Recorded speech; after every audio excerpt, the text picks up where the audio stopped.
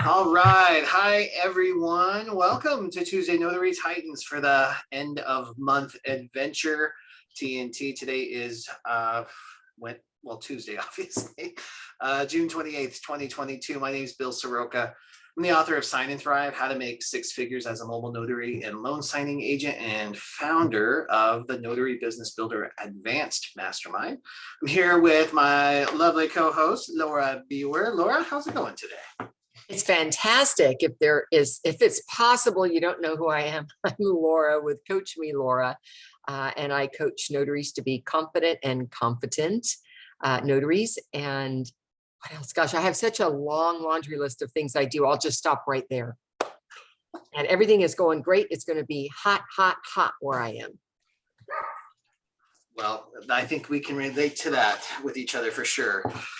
It is hot over here as well, guys. Here's what we've got in store for you today. Obviously, TNT is the time for you to connect with us, ask your questions about your business, the industry, everything you've got going on. The best way to do this is it kind of works like an old-fashioned call-in radio show, except we're on Zoom.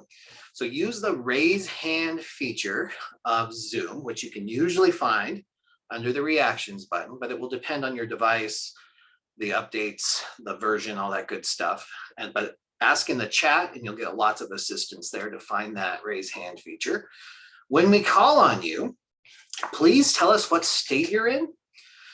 Give us a little bit of context, like 1 or 2 lines about your question. Ask your question very directly and then mute yourself out and be prepared to receive the answer or some probing questions. We might need to learn a little bit more. So Laura and I can ask and make sure that we get you the answer that you need. There are 4 announcements and 2 special guests that are going to join us intermittently throughout today's call to talk about some cool stuff that's coming up. So we'll have that for you, little commercial breaks throughout today's call. And now today, I encourage anybody who's on the call, if you have a question for us, use the raise hand feature now.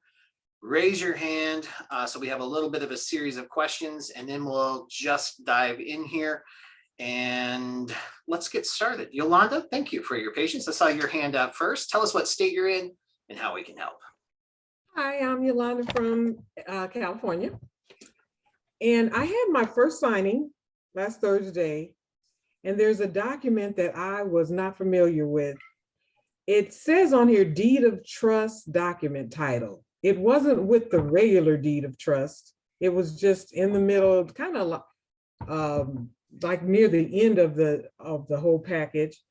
And it says on here, the undersigned declares that the document to which this page is affixed is made a part of is exempt from the fee imposed by the Building and Homes Job Act.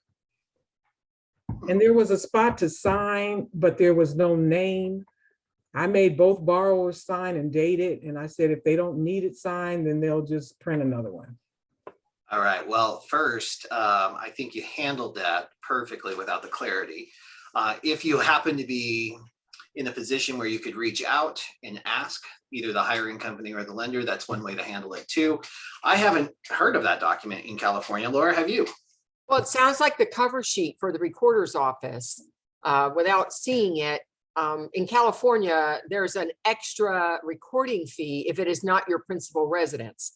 Then there's like an extra $75 fee on top of the recording fee. So in order to avoid that, there is a single page cover sheet for the deed, and it'll name what kind of deed it is, deed of trust, whatever it is.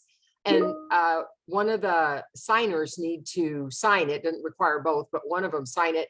And it goes as a cover sheet with the deed so that they don't get charged that extra $75. So was this a refi for a primary residence? No, it was a new purchase. It's a new purchase, but it was for their own primary residence. Correct. Then there you go. So it's whenever it's their primary residence. So if it had been a rental or investment property, we wouldn't have seen a document like that in there. That's what I think it is from your description. Okay. Wonderful. Thank you. Yeah, great. Thanks for being here, Yolanda. I appreciate it. All right, Julie Davis. Thank you for being here. You want to unmute and tell us what state you're in and how we can help. Hi, yeah, I'm in upstate New York, so not New York City. All right. And I'm here because I'm very interested in becoming a loan signing agent. I'm already a notary in the state of New York.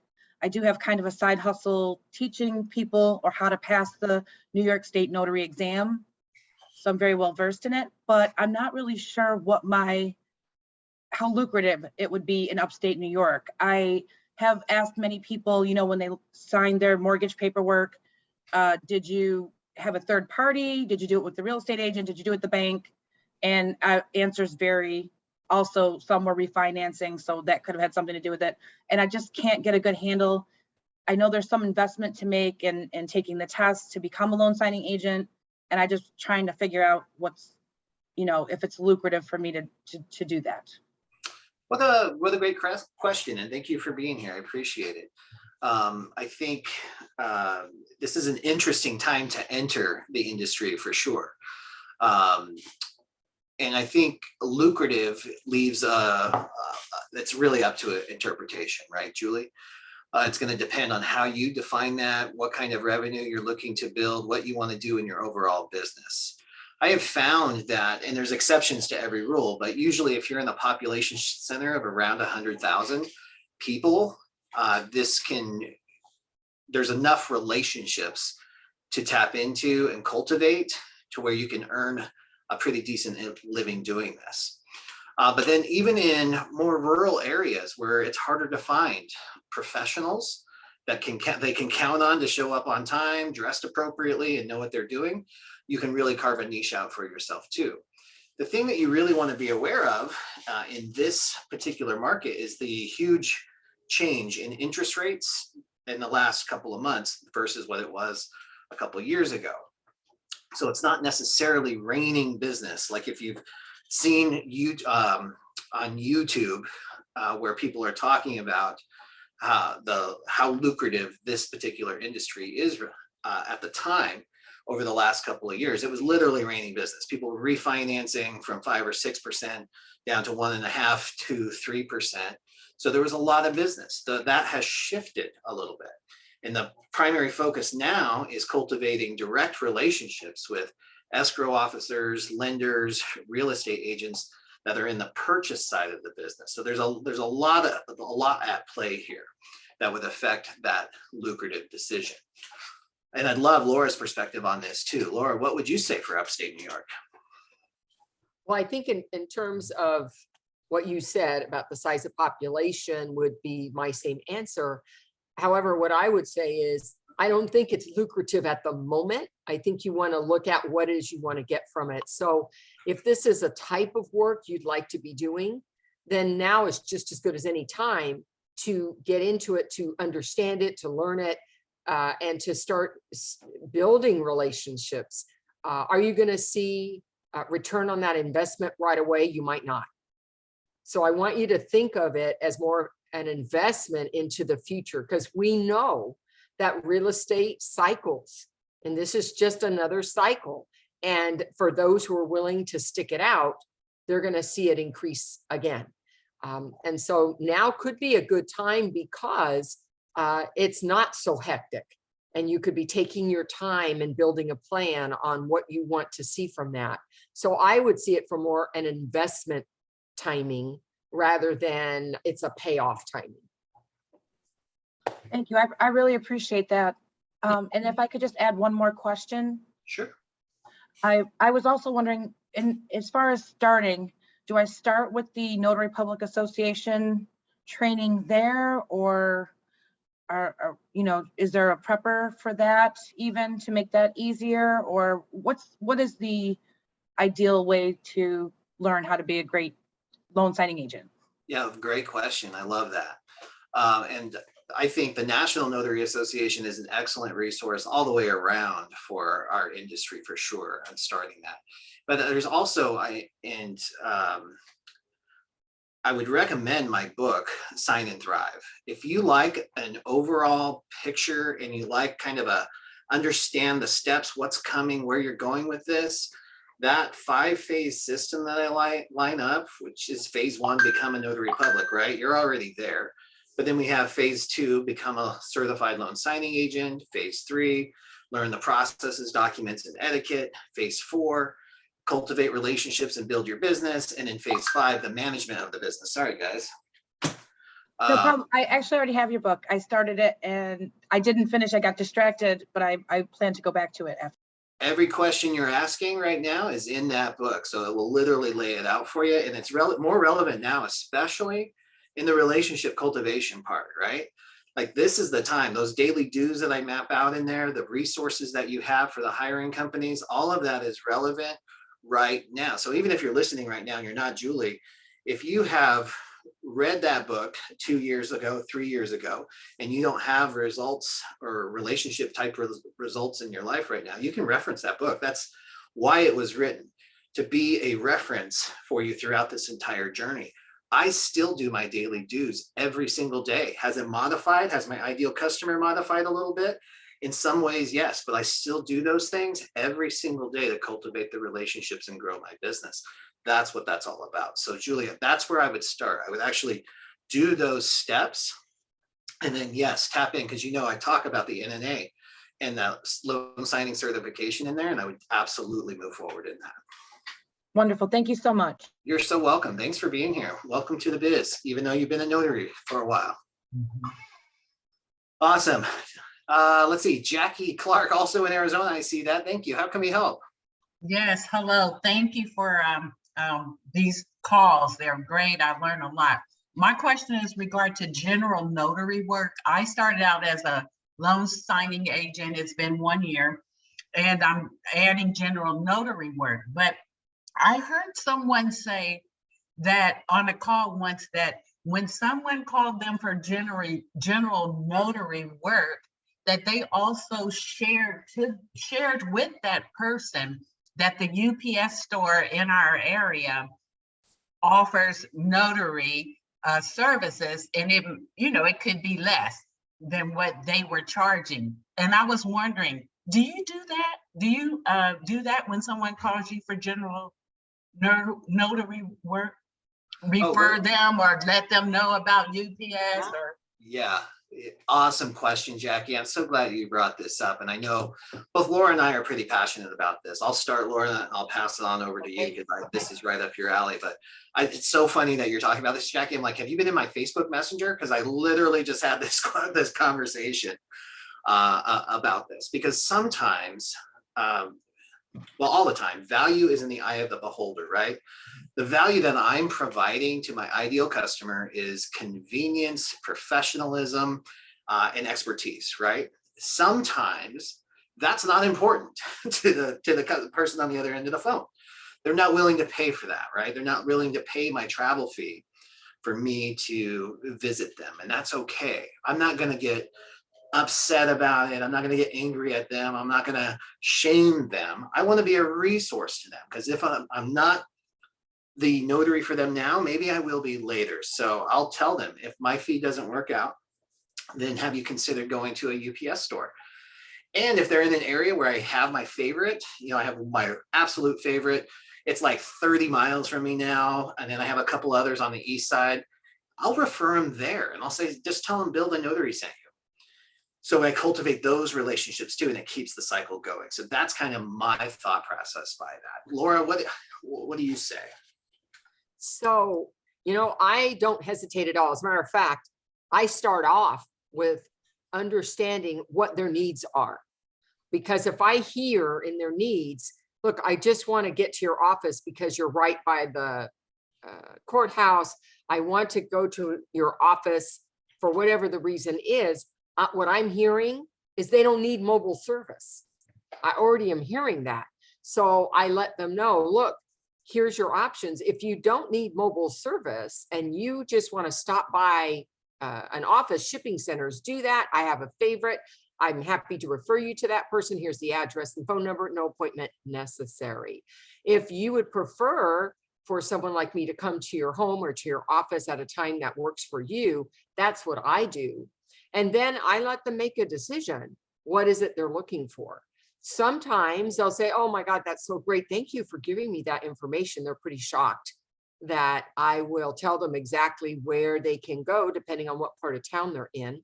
And I know that that pays off in the future for me, because next time they may need mobile service, and now they know who to come to for that. It's also paying off for me because the shipping center I refer most of the time, they are referring jobs back to me when they don't offer mobile service. They can't go to the hospital. They have to shut down their office. So they're pushing work back my way as a result. It didn't happen overnight. It took time. And of course, what Bill said is really important is I say, and tell them Laura sent you. So they hear this over and over again. I'm sending them customers, because that's what starts building that trust with them. And like, oh, she's really not my competitor. She's doing something different and I can't do that. So I'm going to refer people back to her. So I'm getting referrals out of it. I'm getting goodwill out of the call from the person that I'm dealing with at the moment as well. So I see nothing but benefit all the way around for everybody when I'm willing to share the business when that's not my type of business. Does that help, Jackie? Oh, yes, tremendously. I just did it with someone, but after I did it, I thought, oh man, I don't want to sound like I'm running them away or I don't want the business, but I mean, you know, and it was actually somebody who had come back to me a second time. The first time I helped them, it was on a Sunday, so I never brought it up. But this time, you know, it was during the week, so I did share it, and I was like, oh, I hope that was the right thing. I think anytime you can Okay, be of thank you. service and help solve the problem, it's a good thing, Jackie. And every experience can be a learning experience, right? If we think, oh, we could have said that differently, we could have done that better, I could have been set up differently, I could have been ready for yes, or, you know, whatever it is, use every single one of your interactions and your appointments as a way to get better and implement differently later. But I think you're right on track to solve the problem. Here's what people are used to. They're used to getting people who can't help them and hang up the phone or get snippy with them because they irked because that person just doesn't see the value in them. And that's not going to serve us, especially right now moving forward, right? We've got to think of the customer service component here. We're all consumers in this world and we're craving good customer service. This is the other part too, guys. If you want to take your business, whether it's this one now or a different business down the road, if you're in real estate, lending, insurance sales, fingerprinting, apostille services, notary, loan signing, everything that's under our notary umbrella and everything else in the world. That's how powerful this is. The more you can be a resource to your network, the more successful you will be. So if you can create, just like what we just described, I have my favorite UPS store. What kind of nerd has their favorite UPS store on their favorite list? Well, I do. Who has their favorite breakfast burrito on their list? I do. And I talk about it as much as I can because that breakfast burrito is that good, or at least the queso is.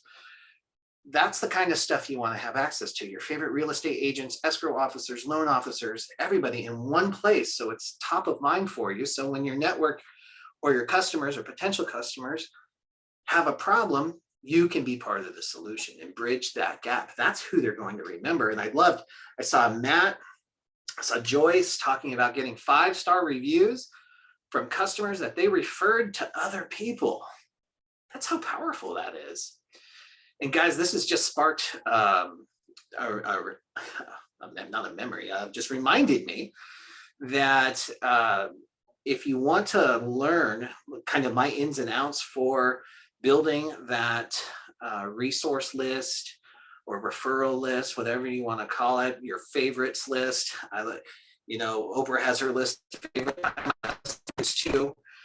Join the Notary Funnel Challenge. It's totally free. It's a 150-day challenge where I walk you through these little tiny things that we can be doing to really go next level in your business, because there's a lot of hats we have to wear. It gets overwhelming, especially when things aren't going exactly as we want to. It's really easy to slip down the shame slope or the I'm bummed out slope, but the best way through that is through action.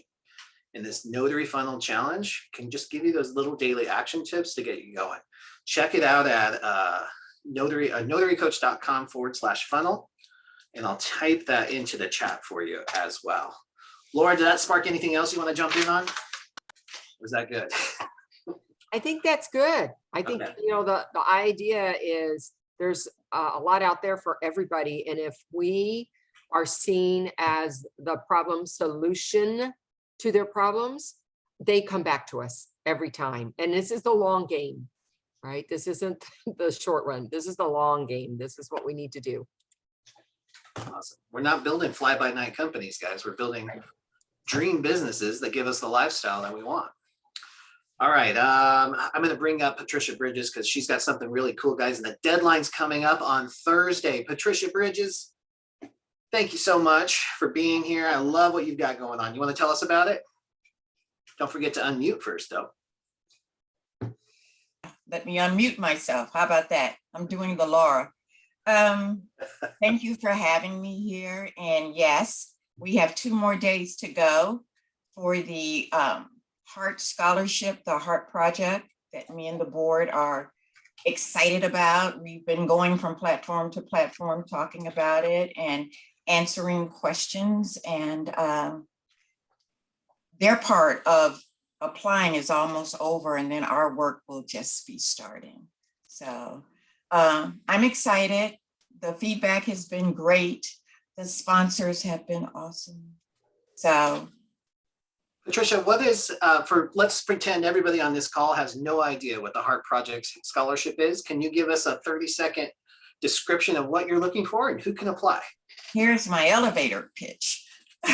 Okay, so the Heart Project came about because of Carol Ray's passing.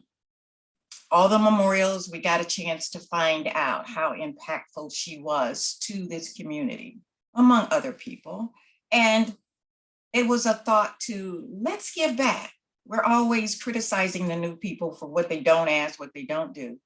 Let's try to get the new people and guide them in the right way. So here, the scholarship was born. It was our Heart Project for the community of the Notary. And it was stated the eligibility to be in your first year commission, 1 to 4 years. I have learned, glad I put that in there, that caveat. There are 17 states that have different lengths of commission. One state being Louisiana, there's no expiration date whatsoever, but still your first 4 years makes you eligible to apply for the scholarship. What will you get from applying? Unfortunately, we're not Oprah. Everybody doesn't get a car. You're not going to get money, but what you're going to get is support. You're going to get training for those who said, I want to know more, I want to learn more, but it's not in my budget at this time. That's prohibiting me from growing my business. I don't have a printer, I don't have this, I don't have that. We're not saying that you'll get all of that, but we're going to do our best to support you. There's accountability with that. Every 30 days, you have to come back to the board, which I am a member, and say, so what have you done over the last 30 days with all this support that has helped you to move forward? Because ultimately, the recipient or recipients, we want them to reach back. If this goes really good, which I hope it will, maybe it will be every year. And Laura has been so awesome to allow us to announce at the 2022 Notary Symposium who the recipient or recipients are. How did I do on time? That was perfect, Patricia. Thank you so much. I love what you guys are doing. This is coming from a true heart place, and I love that you've collaborated with notaries really spread out all over the country. All over the country. Demographically, Samantha Smith, Clyde Hepner, Jennifer Cooper. So we have East Coast, West Coast almost, in our endeavors and our perspective. And all of us are about giving back. I love it. And you have until June 30th to apply for that. I put the link. Guys, if you're watching the replay on YouTube, that link can be found at notarycoach.com/heart. Yes. I have links to the application process, so you can get that done if you're in your first 1 to 4 years of the Yes. Notary Commission. Yes. All right. Thank you so much, Patricia. I appreciate you being here. Thank you. All right. Bye-bye. Guys, let's jump in and do a couple more questions. I want to bring up Janae Blatch here. Pamela Bargman, thank you so much for being here. If you would like to unmute, tell us what state you're in and how we can help. I'm in the state of Tennessee. All right. I try and get here as much as possible because I got a lot of questions.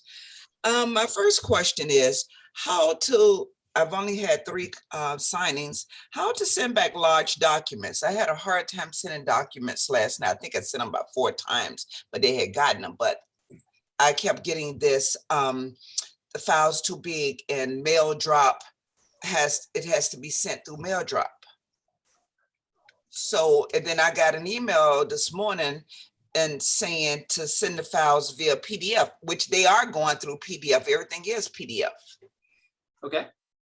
So the PDF file that you're trying, like the scan documents, is that what I'm understanding, Pamela?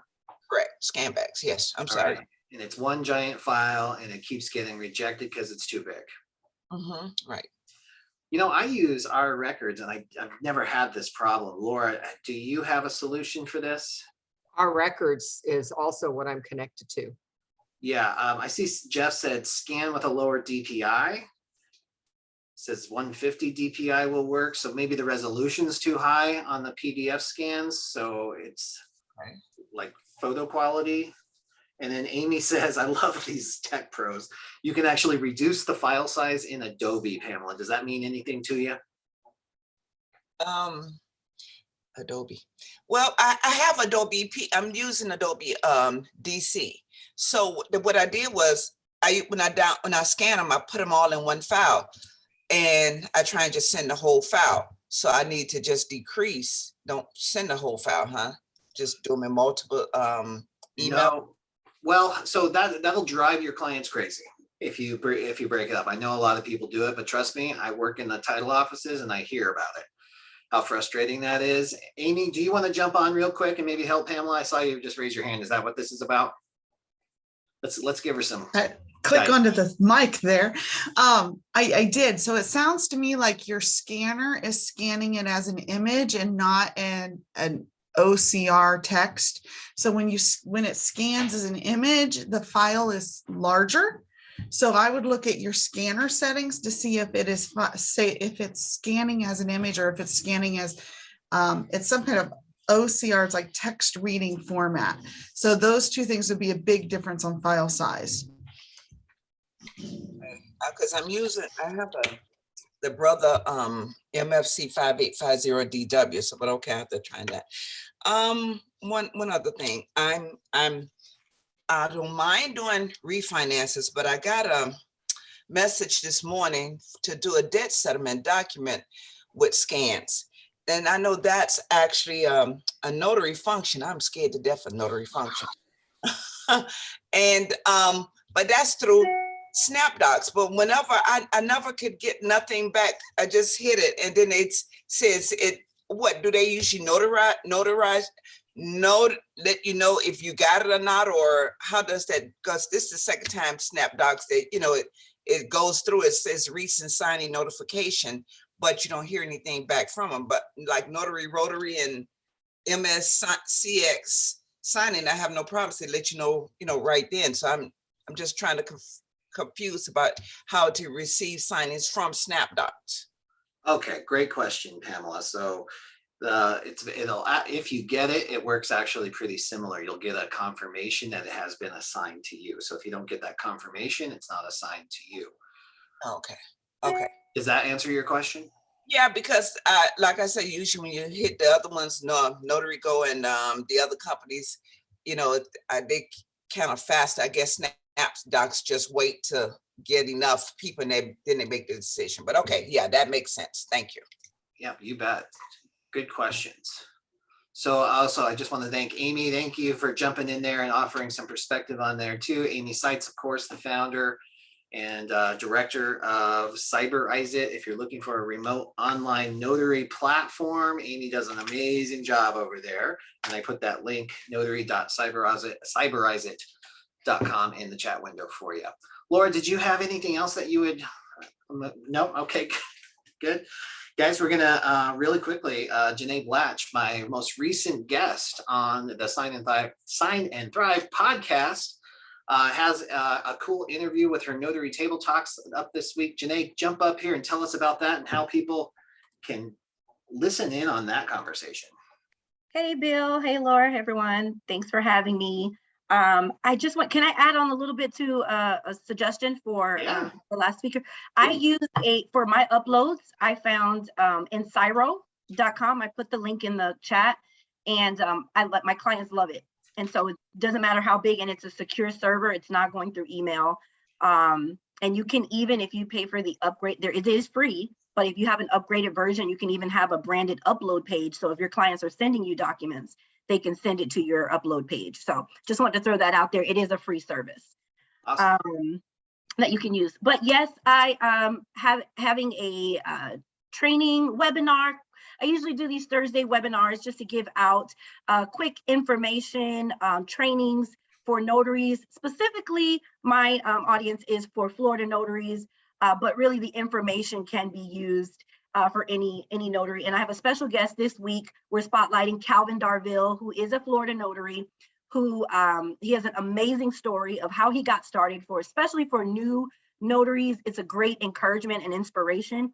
And as a nationwide signing service owner, he is coming to talk about what signing services are looking for in this current market. What are they looking for in their notaries now in the current market we're in? So if you're interested, I will go ahead and throw that link in. I think Bill just did. You can register. Again, it's free. Come join in the conversation and share with someone else. But thank you.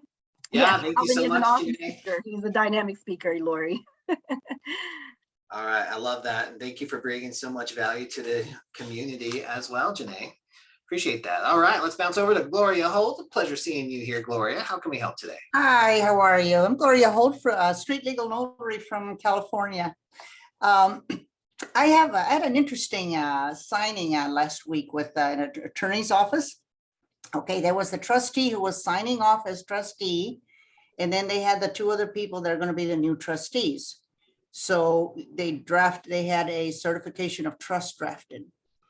And the interesting part that I was curious about is directly after he had a preliminary change of ownership for the county tax recorders. Now, I don't think that certification of trust is recorded or why they needed that prelim for a change of trustee. Do you know anything about it? Laura, does that sound something familiar to you? You're muted though. Laura, you're muted. All right, so that PCOR has to do with property, and if the name of the trust changes, because that's who owns the trust, not the people, that's when that would be utilized. So I don't know why it was there. I can't tell you, not the attorney. Sometimes we just don't know why. All right. Actually, I think he was somewhat confused because the two new trustees kept asking about why they needed that, and it was kind of odd, you know. And he kind of fumbled around. I kind of have a feeling he didn't know. Of course, I didn't dare butt in. Yeah. Because I know just enough to be dangerous. Yeah. Sometimes the attorneys don't really know Yeah. everything that they need to know, and they might pull documents or do something that really wasn't necessary because they didn't know. I don't know what he was thinking. I've not seen that. I've done resignation of the trustee where there's new trustees coming on, and that was the only documents we handled. We didn't, we only handled the documents where the trustees were named. That's it. Gotcha. Well, thanks. I kind of had a hunch that's what it was. Thank you very much, Laura. Appreciate it. You're welcome. Thanks, Gloria. Sherry Zucker, thank you for being here. Would you like to unmute? Tell us what state you're in and how we can help. Hello, I am, can you hear me? Yeah, sure can. Okay, all right. I'm in Oregon. And I actually just answered to that question that was just asked. I was told I had encountered the exact same thing in regards to somebody changing a trustee in the trust. And I called escrow for that very reason. And I was told that because a trustee was being taken off, they actually had to change the PCOR. So that was what I was told by escrow. Okay. Anyway, my question. I have been a notary loan signing agent for about a year now. I actually just encountered your book 2 weeks ago. Love it. Thank you. I'm 3/4 of the way through it. And I just encountered the portion in it where you're talking about networking. And so far, I felt like I have been, oh, yes, I'm doing it right. I've been doing it right. My business has been successful. And you talked about the BNI, the business networking. Yeah, Business Networking International. Yes, yes. Yeah. Well, I was given the opportunity 2 weeks ago before I got to this point to join. And I was in one meeting and it was very fascinating, but I felt like it was just too much for me at the time. And now that I read your portion of it, I'm like, oh my gosh, did I make a mistake by not pursuing it? How can I kind of go back and say, yeah, I do want to do it after all, without seeming silly? Oh, I see what you mean. So first, awesome, and thank you for that. For me though, so I might have a different perspective than others on this. I tend to trust that initial gut feeling. Okay.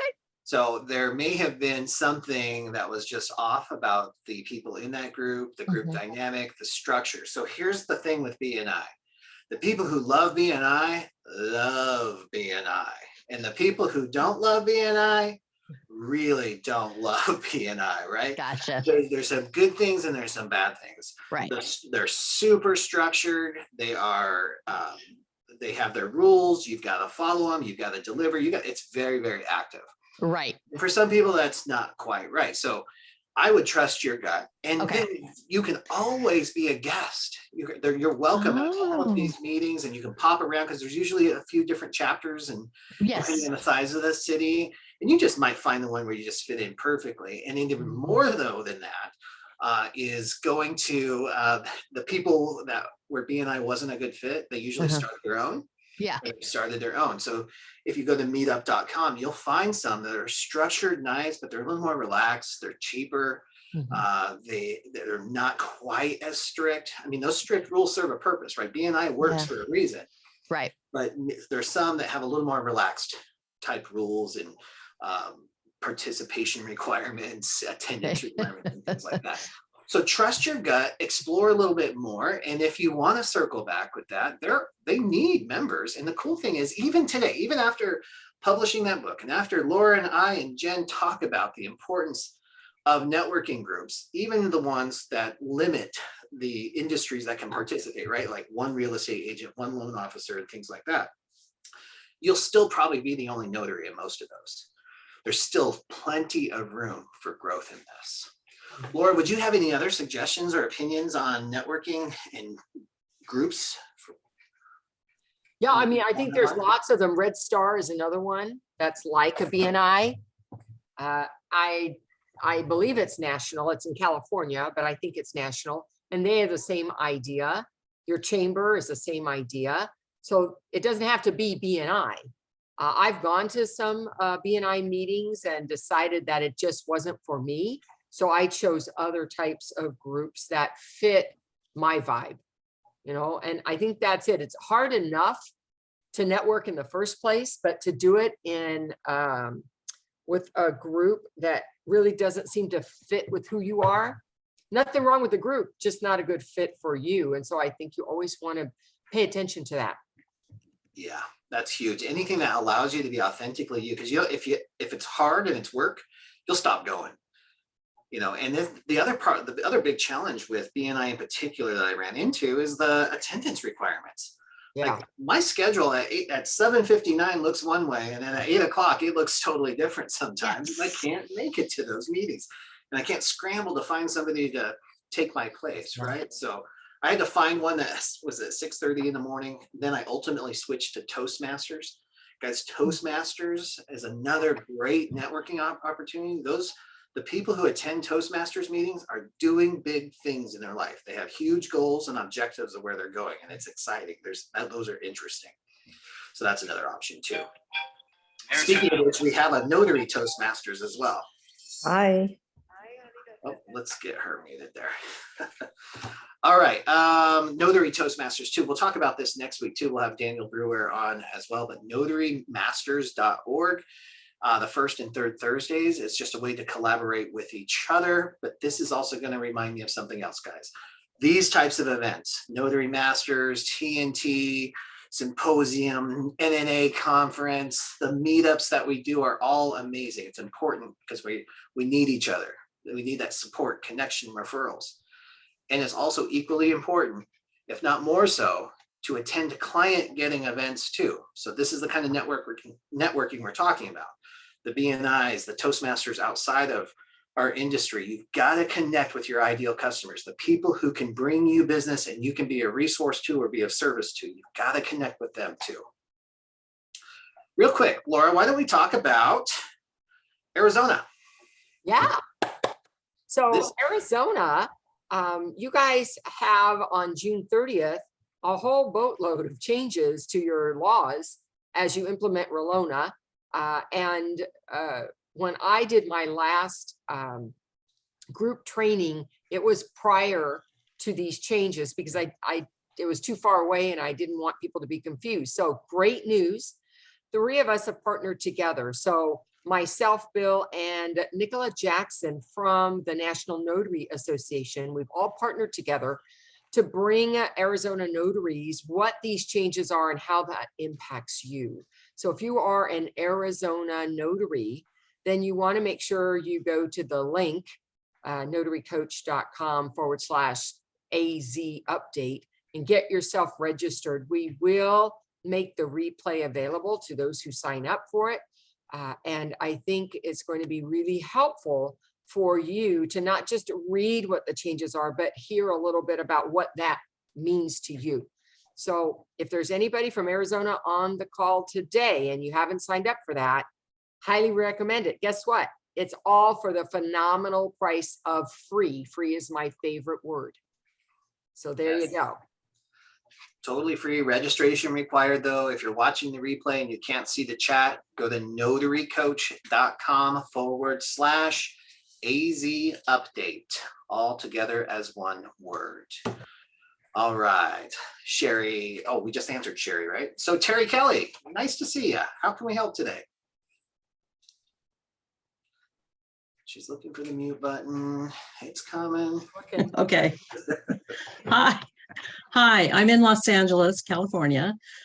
This is for you, Bill. Do you have any tips for how to get builder business?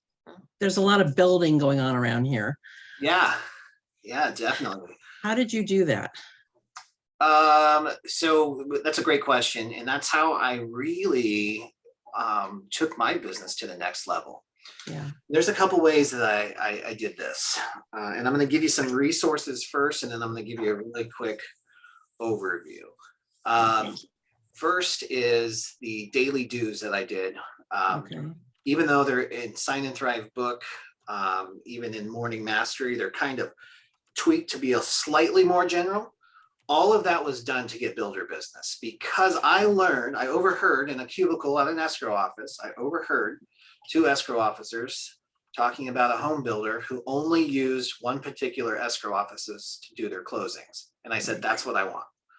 I want more of that. So that's how I built the daily dues to get that business. And that's how I built the relationships. And those came through LinkedIn. Those came through email connections. I was not a office popper inner, right? I'm shy, I'm an introvert, and I'm busy. And I wanted to do things efficiently. So I came up with a system that allowed me to talk about something other than myself to connect on a deeper level with those escrow officers that service home builders.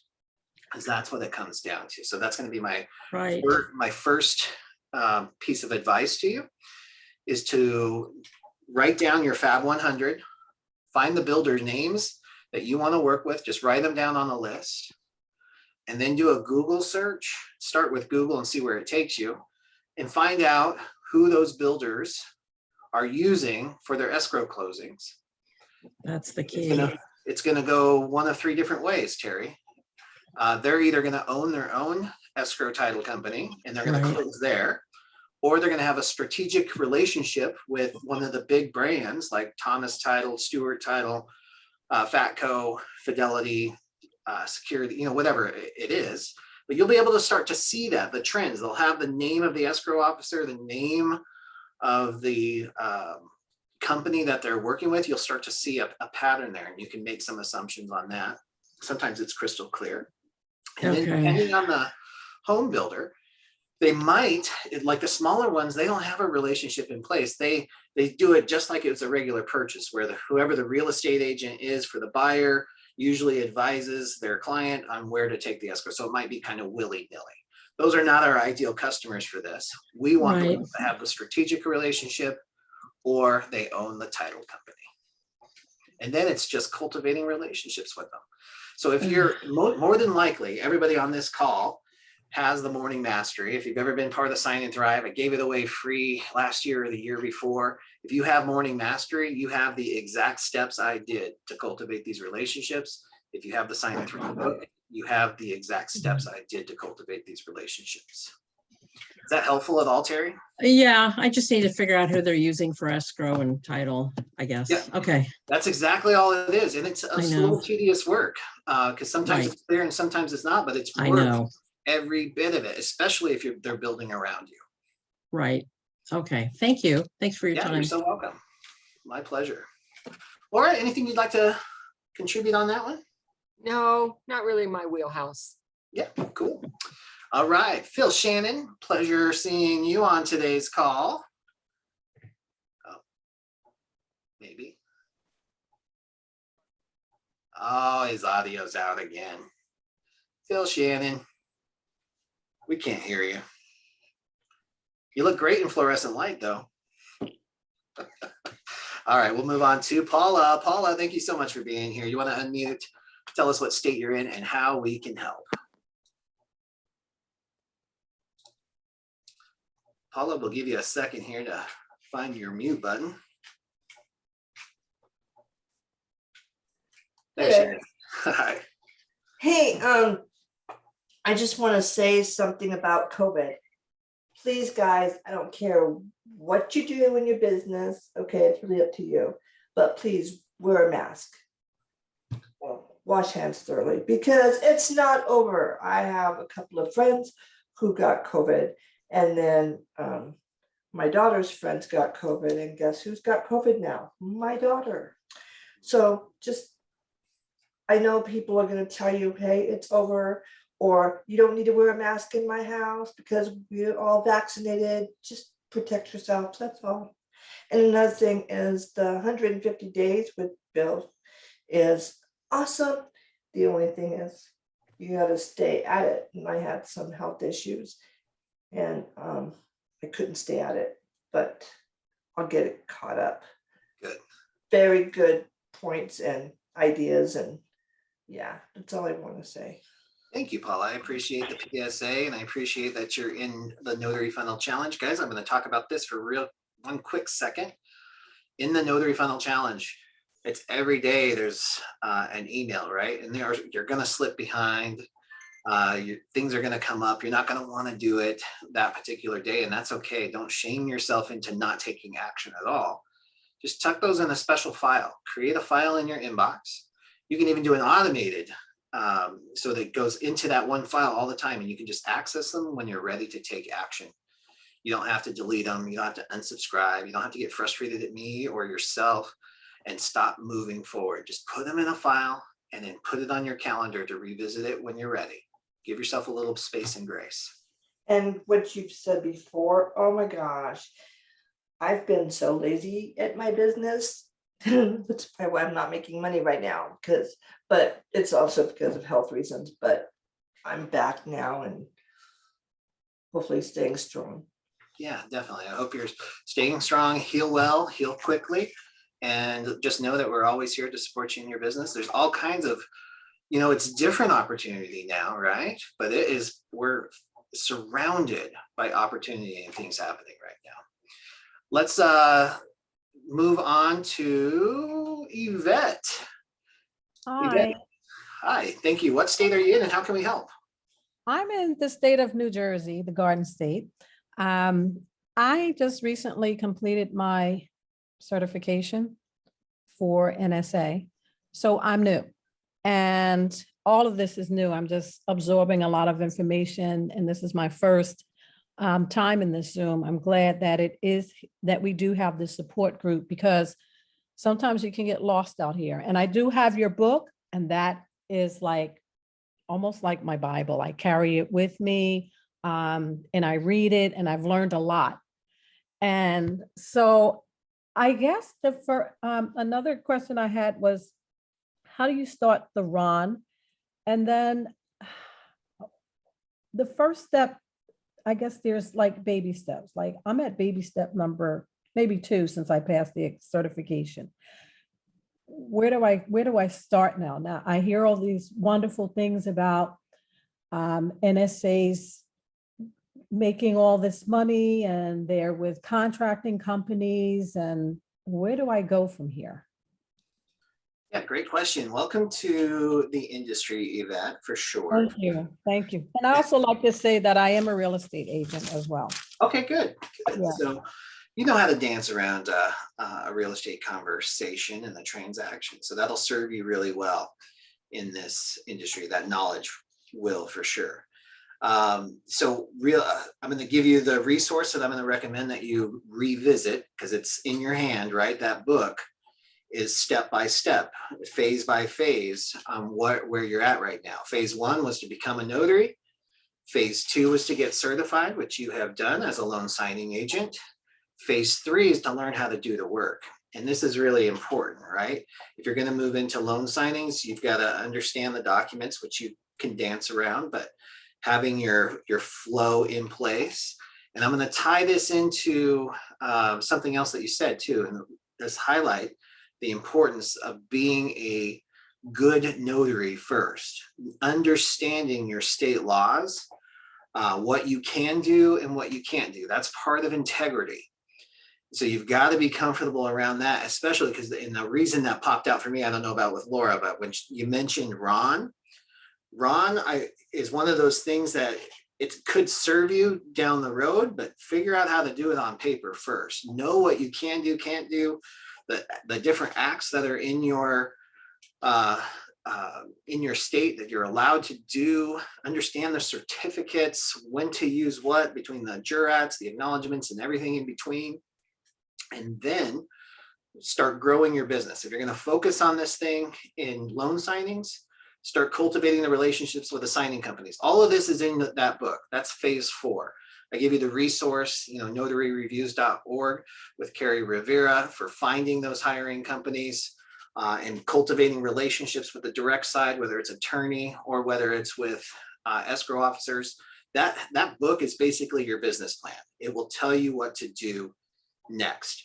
But my biggest piece of advice, if you're brand new here and it's not your passionate dream to move forward with remote online notarization, save that until you figure out the rest of it.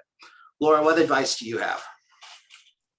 Well, I'm in agreement. Know how to do something before you start adding the complexity of technology, because you become their customer support when you're on the line with them trying to work through the documents. So you really need to know what your business is about, your notary skill, like the back of your hand, so that you don't have to worry about that. And then you can help them with the other. And I think that if you want to know more about RON, Amy Seitz is a great resource at Cyberize It, and I'd reach out to her and she could talk to you about what that would look like for you. And I think that's all I want to add at the moment. All right, Yvette, was that helpful? Very helpful. Thank you. Can I have one more question? Notary table talk. I noticed there was a Florida Academy of Notaries. Do we have one in New Jersey? That's a great question. So the Florida Academy for Notaries, FAN, is Janae Blatch's organization. In New Jersey, I believe that you've got a couple of organizations up there. Laura, are you familiar with any, off the top of your head? Of what kind of organizations? Just a training academy with New Jersey specific. That's in New Jersey, not specifically in New Jersey, no. There is Yvette, and I'm trying to remember his name. I'll try to have it for next week, or I'll send it out in an email. I interviewed him on my YouTube channel, but he teaches, he's an instructor at the community college network up there, and he actually teaches the loan signing with New Jersey specifics. So Oh, that could be neat. helpful. Yes, absolutely. Yep. That would be great. See When if do I you can think I can get that information? Will you send it through email or is there a way? Yeah, I'll try. I'll look it up when we're off of this call, and I'll include it in the replay email I send out. Okay, thank you so much. I appreciate it. You bet. Thanks for being here. Welcome to the biz again. I'm going to bring up Laura Biewer one more time because we got another exciting announcement for real world training coming up in July. Guess where we're going now, guys? South Carolina. So that's the next state. Yay. If you're a South Carolina notary and you would like to review what the rules of the road are and practice with real life documents that I'm asked to handle every day, then this is for you. Just go to coachbelora.com/SC for South Carolina. And that will get you to the link to get in there. And like my other ones, it's probably about 2 hours in length. We'll spend part of that time making sure we understand the rules of the road and the rest practicing with the documents, because I think you need a safe place to practice so we don't practice on the public. That's just not the place where we want to be practicing our skills. So I hope you will join me in that. It will be recorded. So if you're not able to attend live, and that is July 9th, and that would be, let's see, 10 a.m. Eastern time, which I think is 7 a.m. my time, then that's fine. We'll make the recording, the replay available to you. All right, awesome. I posted that link. It's just coachmelora.com/SC. So Alicia, I think you'll probably be our last question today. Always a pleasure seeing you on from Florida. Hey, everybody. The document said Mary Johnson, and that was her married name, but she only had maiden name ID, and then she had another couple of things, but it wasn't the, and this is Mary Smith. So what do you do? I mean, I know in Florida and California, you can have name discrepancies where you have, reasonable reliance standard, but this was on a RON. So the only thing that would be used was the one that was the current one. You can't use credible witness?